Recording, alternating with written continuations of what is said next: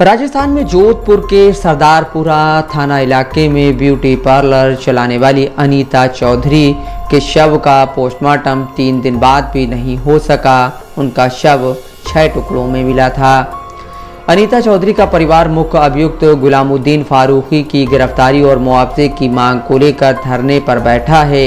अनीता का शव गुलामुद्दीन के घर के बाहर ही दफनाया गया था, जिसे पुलिस ने अभियुक्त की पत्नी आबिदा परवीन की निशानदेही पर बरामद किया। शनिवार को आबिदा को हत्या की साजिश में शामिल होने, सबूत छिपाने और उन्हें नष्ट करने के आरोप में गिरफ्तार किया गया है।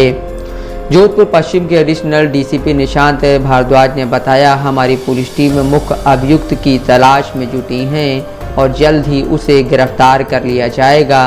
उन्होंने ये भी कहा, परिवार की सहमति न होने के कारण अब तक पोस्टमार्टम नहीं हो सका है। सरदारपुरा थाना अंतर्गत अपने परिवार के साथ रहने वाली 50 साल की अनीता चौधरी बी रोड पर मौजूद अग्रवाल टावर में ब्यूटी पार्लर चलाती थी, साथ ही वो प्रॉपर्टी का काम भी करती थी। अनीता के पति मनमोहन चौधरी के मुताबिक 27 अक्टूबर की दोपहर करीब 2 बजे मेरी उनसे बात हुई थी। कुछ समय बाद अनीता की बहन का फ़ोन आया और उन्होंने कहा कि दीदी का फ़ोन बंद आ रहा है और वो दुकान पर भी नहीं है। मनमोहन बताते हैं कि जब वो दुकान पहुंचे तो अनीता वहां नहीं थी। उनकी स्कूटर एक्टिवा बाहर खड़ी थी। पास के दुकानदार ने बताया कि अनीता दुकान खोलने के बाद 10 मिनट में ही उन्हें एक्टिवा की चाबी देकर चली गई थी। मनमोहन ने अपने बेटे राहुल को बुलाया और अनीता की तलाश शुरू की, लेकिन कोई सुराग नहीं मिला। जोधपुर पश्चिम के डीसीपी राजश्री राज वर्मा के मुताबिक 28 अक्टूबर की सुबह अनीता चौधरी के परिवार वालों ने गुमशुदगी की रिपोर्ट दर्ज करवाई। सीसीटीवी फुटेज के विश्लेषण से पता चला कि अनीता अपनी इच्छा से एक ऑटो में बैठकर गंगाड़ा इलाके के बोरनाडा में एक घर तक गई थी। मनमोहन चौधरी का कहना है कि ऑटो से जिस घर तक वो पहुंची थी वो गुलामुद्दीन का घर था। गुलामुद्दीन की ड्राई क्लीनर की दुकान उनके ब्यूटी पार्लर के सामने ही है। जब पुलिस को मुख्य अभियुक्त गुलामुद्दीन अपने घर पर नहीं मिला तो डीसीपी राजश्री राज वर्मा के नेतृत्व में पुलिस ने उनकी पत्नी आबिदा को हिरासत में लेकर पूछताछ शुरू की। डीसीपी वर्मा के मुताबिक पूछताछ के दौरान आबिदा ने बताया कि गुलामुद्दीन ने अनीता की हत्या कर उसके शव को ज़मीन के नीचे दफना दिया था। आबिदा की निशानदेही पर पुलिस की एफएसएल टीम, डॉग स्क्वाड और वरिष्ठ अधिकारी 30 अक्टूबर की शाम गुलामुद्दीन के घर पहुंचे। घर के बाहर जेसीबी की मदद से खुदाई करने पर लगभग 10 फीट गहराई में शव बरामद हुआ।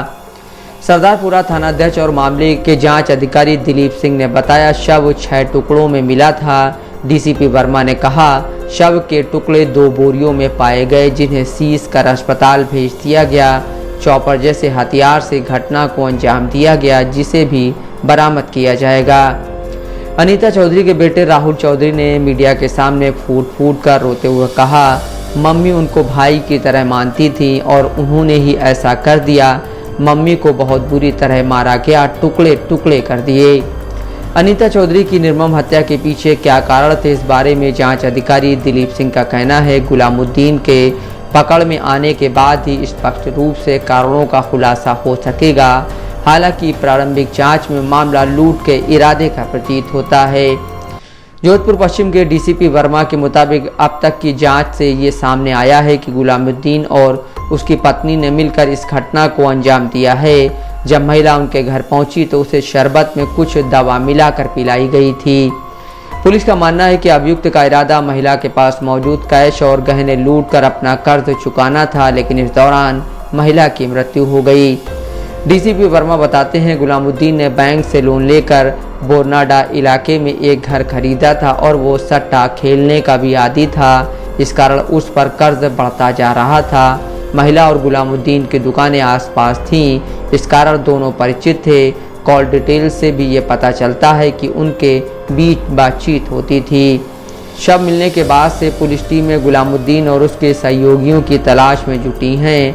अब तक 18 लोगों को हिरासत में लेकर पूछताछ की जा चुकी है। वहीं आबिदा को पुलिस ने रिमांड पर ले लिया है। 30 अक्टूबर की रात अनीता का शव बरामद होने के बाद से ही उसका पोस्टमार्टम नहीं हो सका है। 3 दिनों से अनीता चौधरी का शव जोधपुर एम्स अस्पताल की मोर्चरी में रखा हुआ है। घटना के बाद से स्थानीय लोगों में रोष है। जाट समाज और स्थानीय लोग मुख्य अभियुक्त गुलामुद्दीन की गिरफ्तारी और परिवार के लिए आर्थिक मुआवजे की मांग को लेकर धरने पर बैठे हैं। Bureau report, Dastak live news.